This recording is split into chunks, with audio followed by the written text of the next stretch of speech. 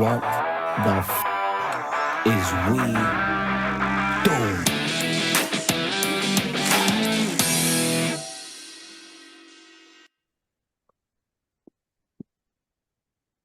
Recording in progress, my friend. Welcome back. Perfect. Episode 16. Yes. Another episode, another shot. I'm almost done And with this bottle. Almost. it's not that much. It's the cap. That's why it makes the sound. Cool. All right. This time we're going with fitness. So Yes, that's sir. Randy's world. So I'm gonna let him take away on this one. Yes, sir. So we are going to talk about legs and why nobody does it, or at least why that's like the stigma, right?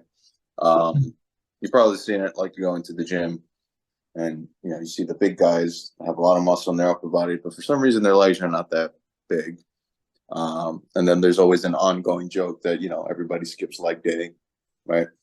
So kind of just not necessarily like why do people do it, but it's more of just like where's that stigma coming from? And secondly, why is it difficult to hit legs? Or is it difficult to hit legs given the joke, right? So you mentioned that today was leg day, right? And that you skipped leg day. I did, yeah, today. Well, Damn. it wasn't on purpose. I like going to the gym in the morning, so I might actually go tomorrow morning to hit my leg day. But the reason why I skipped it was because I got home really late last night, and I So felt you a bit. skipped it. No, you just be truthful, man. You skipped it. I didn't skip it, but the thing is that I have to go at 5 a.m. else I just wouldn't go. But So you skipped yeah, leg day. It's fine. I skipped leg day today, but my legs is still looking sexy as hell. So I don't know, I man. I, I'll be the judge I of that. can I can skip that.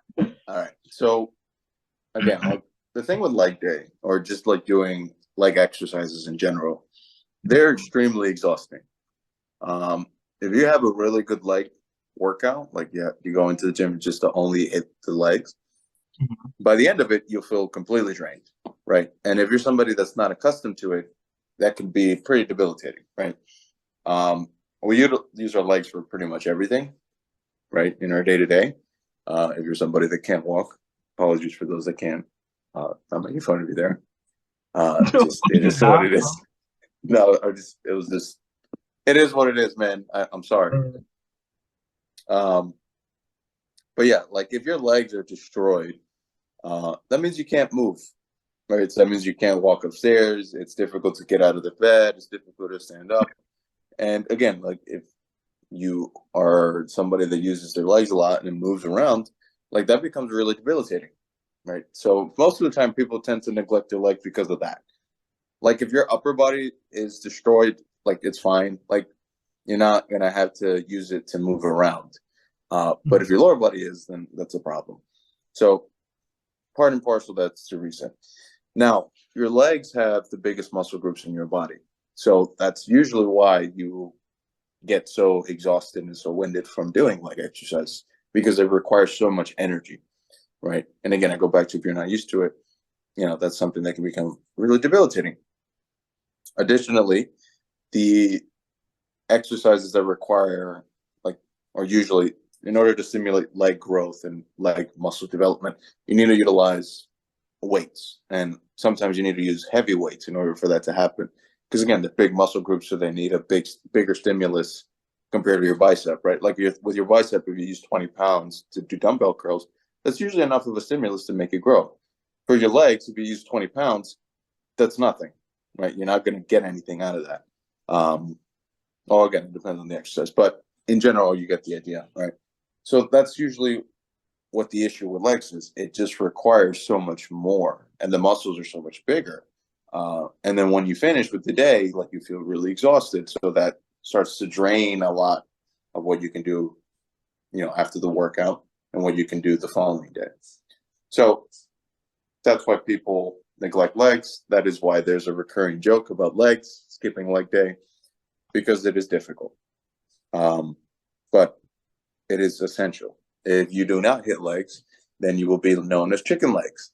And if you're known as chicken legs, then people will not give you respect because they know you don't hit legs in the gym, and that means you're somebody that doesn't like struggle, because legs is struggle, right? And if you do it well, it's a big struggle. But people will give you respect for being somebody that does legs. Facts. All right. So kind of from my perspective, because as I mentioned, my legs are pretty solid. Is one thing that I noticed, like you mentioned, because you don't tend to use your upper body as much as your legs on a daily day-to-day, legs tend to last longer with the pain. Yeah, But like that's why I usually hit legs on Friday, either Thursday or Friday, and I have the weekend to kind of recover. And even on Tuesday, like I mean, even on Monday and Tuesday, I would still feel pain on my fucking legs. And sore. You'll that feel sore, nothing.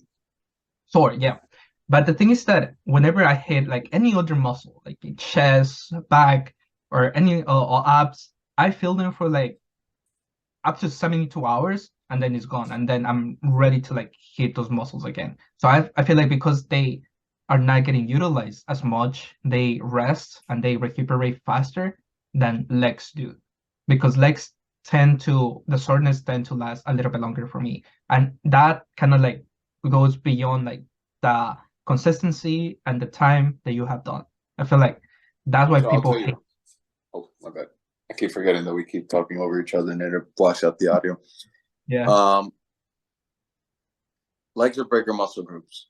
So Mhm. again, they will stuff like lactic acid buildup, which is the soreness that you have. There's a tendency of being a lot more of that in the legs, meaning it takes a lot longer for that to get out of the legs. But if you're somebody that does legs often, right? So instead of one time a week, you do it maybe 2 or 3 times a week. You're somebody that does cycling or you do a lot of walking, that has a tendency of speeding up the process of recovery.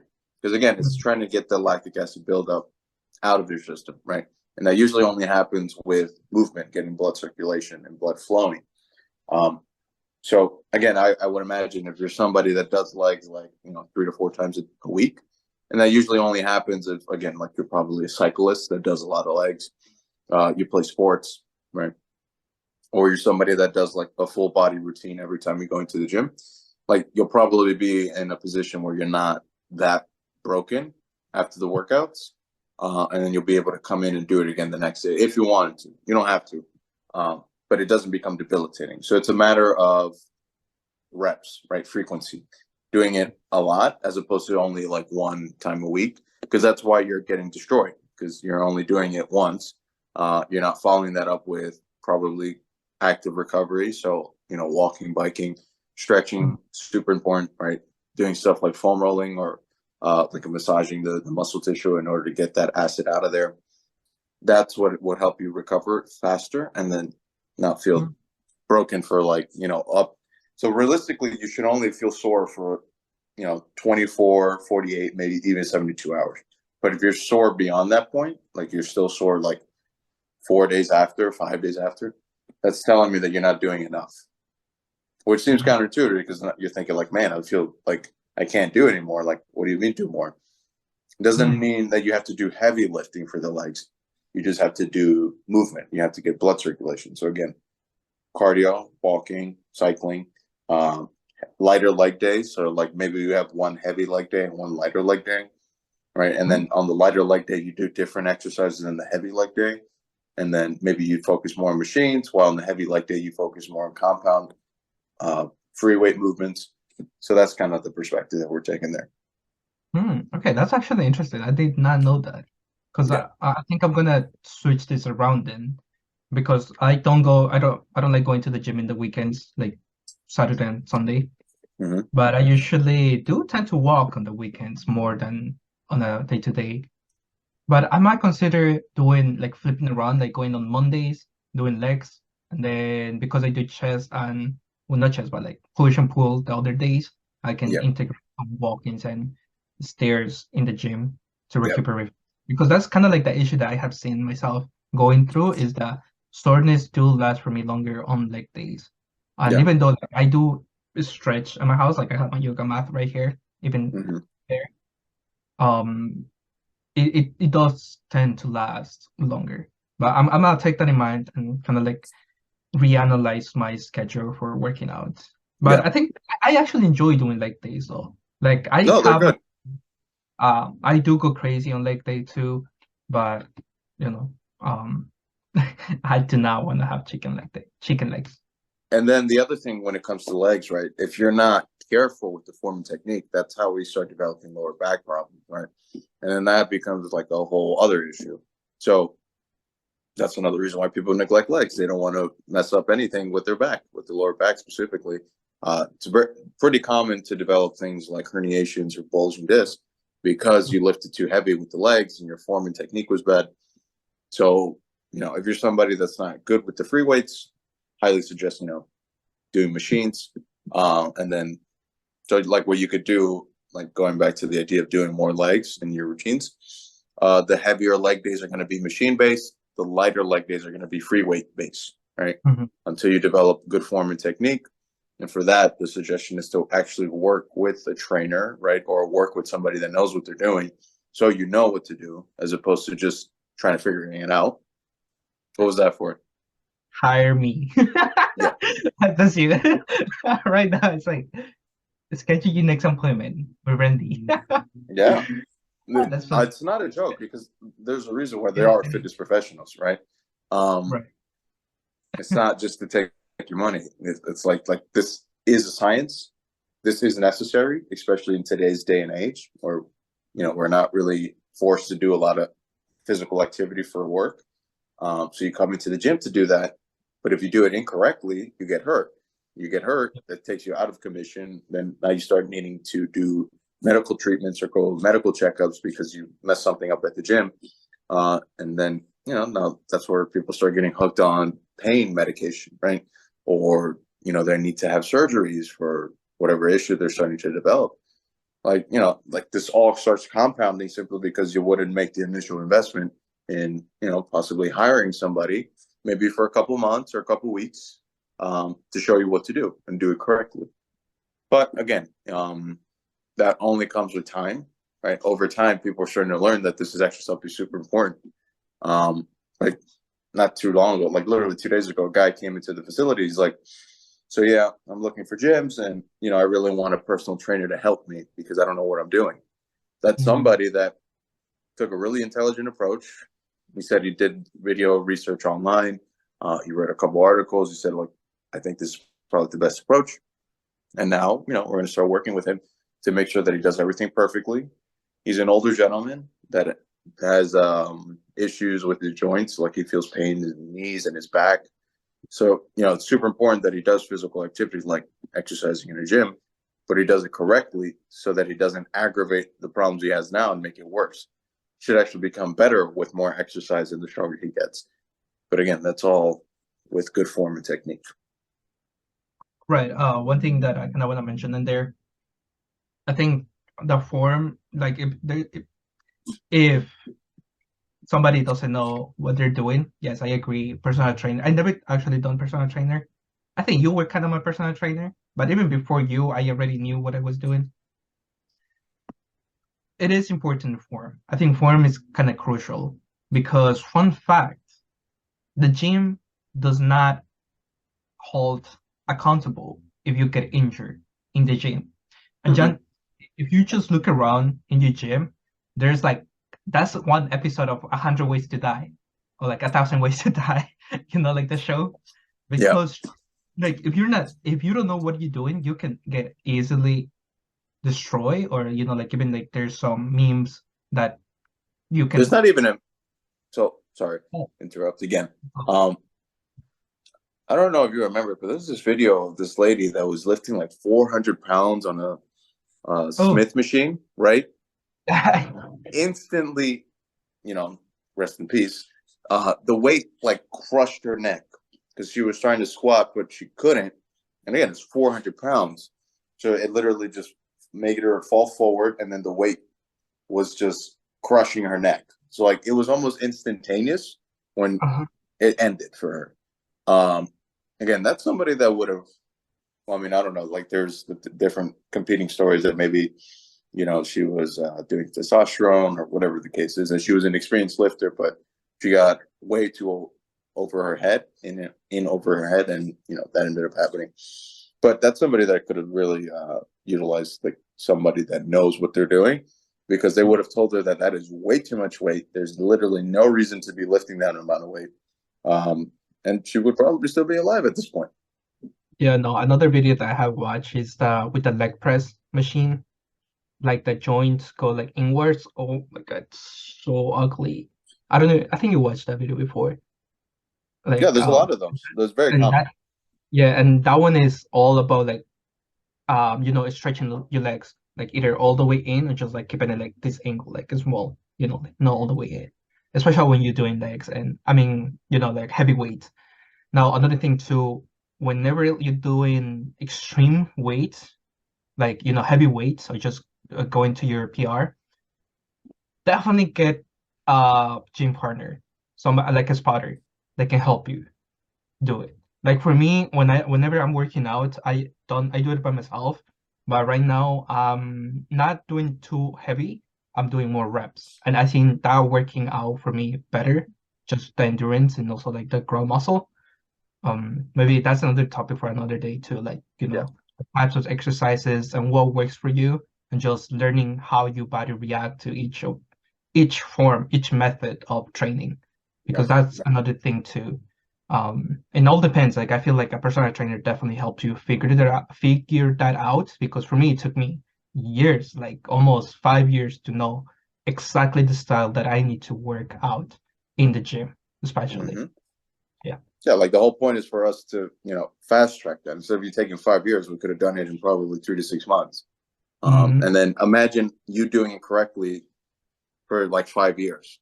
Like imagine how much further you would be at this point, right? Yeah, well, I got 6 packs right now. I still got my bare belly. Well, I mean, a lot of that is due to just not doing more movement, right? More cardio. But that's something you're going to fix now, right? So again, like all of this is to say that legs are really difficult. So you should definitely always watch your form and technique. The only reason why it's a recurring joke is because it's so difficult. So most people have a tendency of neglecting it. Um, but that does not mean you should neglect it, because again, it's a part of your body for men and women. It there's a lot of what's called receptors in the legs for binding testosterone, or at least the precursor to that, so that we can actually develop more testosterone in our body. So the more legs you do, the more of a capacity you will have to actually build muscle throughout the whole body. So it's really important that you stay consistent with that. And not to mention, things like your knees and your ankle, your hips, right? Like these are things that we use every day. So exercising is supposed to be kind of like a lubrication for that, to make sure that all of these pieces, all these joints are working well, working in unison. You're not developing problems like things like arthritis, or potentially tearing a tendon or a ligament, because you're overusing it or not using it enough, or whatever the case might be. Like exercise is supposed to be a method of seeing this, right? Like the same way you go to the doctor to get blood work done and make sure that everything is in order, or the same way you take your car to a mechanic, making sure that everything is working good. That if you need oil, you get the oil replaced. If you need to change parts in the car, you get that changed. That's what exercise is for. Is to see where you have issues and defaults and then correct that. And if you don't know how to correct that, then we have specialists like personal trainers or coaches that can actually help you get there. But yeah, don't skip legs. Definitely don't skip legs. Now, from your experience or just your personal intake on this, what do you think people skip the most? Cardio day or leg day? Between those two, Yeah, I feel like that's the 2 days that people hate the most. yeah. It's probably pretty close. I'd probably say legs more than cardio, but it's pretty close. I'll give you a percentage, it'd probably be like 45-55 Hmm. legs to cardio.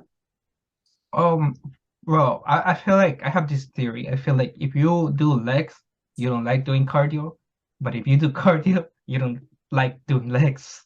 Yeah. So then it'll See, there's make it some 50-50. correlation there. Yeah, yeah. But anyways, don't skip leg days. Don't be known in your gym as that person that The has chicken legs, every gym has couple of those. So don't join them. especially those gym bros. The ones that go in every day They don't don't. do legs. Bikes. Anyways, cheers with that. See Cheers. you next week. And the next one.